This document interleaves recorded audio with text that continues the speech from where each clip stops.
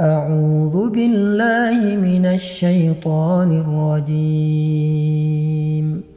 بسم الله الرحمن الرحيم. تبارك الذي بيده الملك وهو على كل شيء قدير. الذي خلق الموت والحياة ليبلوكم أيكم أحسن عملا وهو العزيز الغفور. الذي خلق 7 سماوات طباقا ما ترى في خلق الرحمن من تفاوت فارجع البصر هل ترى من فطور ثم ارجع البصر كرتين ينقلب إليك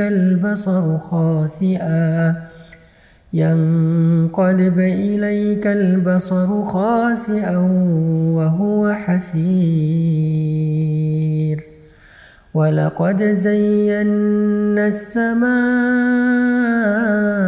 الدنيا بمصابيح وجعلناها رجوما للشياطين وأعتدنا لهم عذاب السعير. وللذين كفروا بربهم عذاب جهنم وبئس المصير. إذا ألقوا فيها سمعوا لها شهيقا وهي تفور تكاد تميز من الغيظ كلما ألقي فيها فوج سألهم خزنتها ألم يأتكم نذير. قالوا بلى قد جاءنا نذير فكذبنا وقلنا ما نزل الله من شيء إن أنتم إلا في ضلال كبير. وقالوا لو كنا نسمع أو نعقل ما كنا في أصحاب السعير فاعترفوا بذنبهم فسحقا لأصحاب السعير. إن الذين يخشون ربهم بالغيب لهم مغفرة وأجر كبير. وأسروا قولكم أو اجهروا به إنه عليم بذات الصدور. ألا يعلم من خلق وهو اللطيف الخبير. هو الذي جعل لكم الأرض ذلولا فامشوا في مناكبها وكلوا من رزقه وإليه النشور.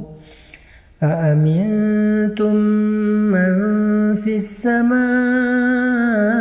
أن يخسف بكم الأرض فإذا هي تمور أم أمنتم من في السماء أن يرسل عليكم حاصبا فستعلمون كيف نذير. ولقد كذب الذين من قبلهم فكيف كان نكير. أولم يروا إلى الطير فوقهم صافات ويقبضن ما يمسكهن إلا الرحمن إنه بكل شيء بصير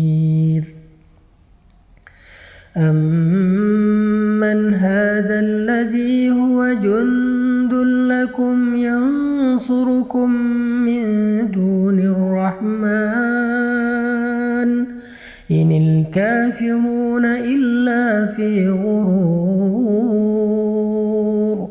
أمن هذا الذي يرزقكم إن أمسك رزقه بل لجوا في عتو ونفور أفمن يمشي مكبا على وجهه أهدى أمن يمشي سويا على صراط مستقيم قل هو الذي أنشأكم وجعل لكم السمع والأبصار والأفئدة قليلا ما تشكرون قليلا ما تشكرون قليلا ما تشكرون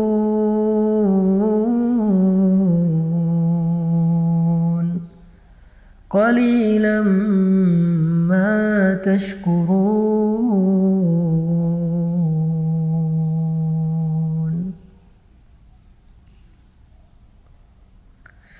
قل هو الذي أنشأكم وجعل لكم السمع والأبصار والأفئدة قليلا ما تشكرون قليلا ما تشكرون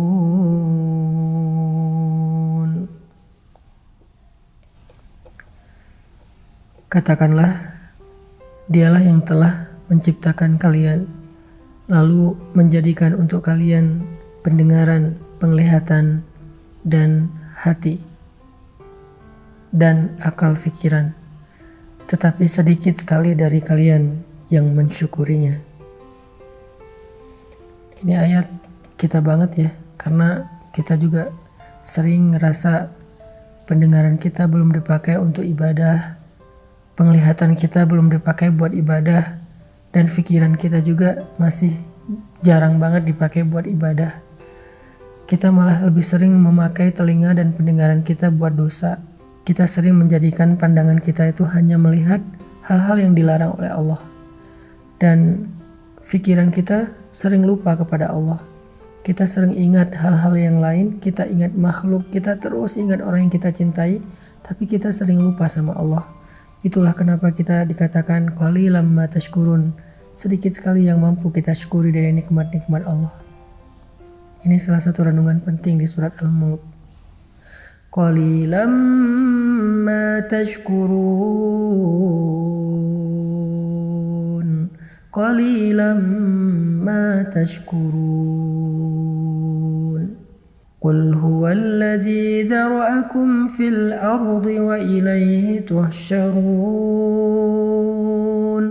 ويقولون متى هذا الوعد إن كنتم صادقين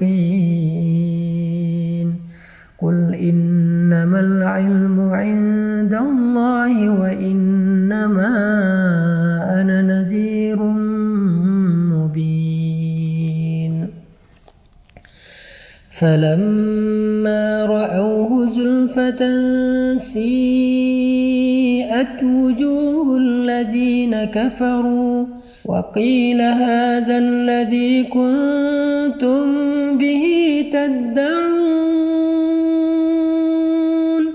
قل أرأيتم إن أهلكني الله ومن معي أو رحمنا فمن يجير الكافرين من عذاب أليم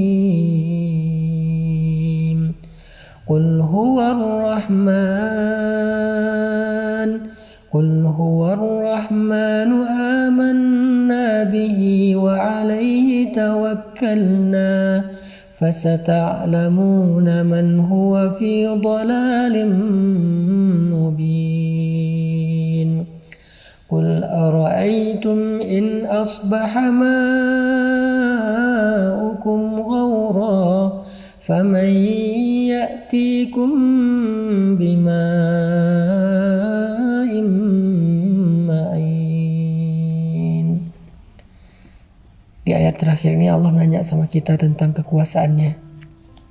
Karena Allah pengen kita nggak ragu sama sekali tentang Allah itu maha kuasa. Allah itu bisa apa aja yang dia kehendaki. Sehingga harusnya kita berserah diri kepada Allah. Makanya Allah nanya di ayat terakhir, coba kalian sebutkan, kalau sumur kalian menjadi kering, kalau tanah kalian menjadi gersang, kalau sungai-sungai kalian nggak lagi mengalir, maka siapa yang mendatangkan untuk kalian air yang jernih? Siapa yang menurunkan hujan? Siapa yang menjadikan tanaman-tanaman kita bisa tersirami dengan air lalu tumbuh dan kita menikmati hasilnya? Siapa yang menjadikan sumur-sumur kita menjadi penuh? Allah Subhanahu wa Ta'ala Maha Kuasa memelihara kita. Itu Allah baru ngasih satu contoh, yaitu air ketika kita dalam musim kemarau yang panjang.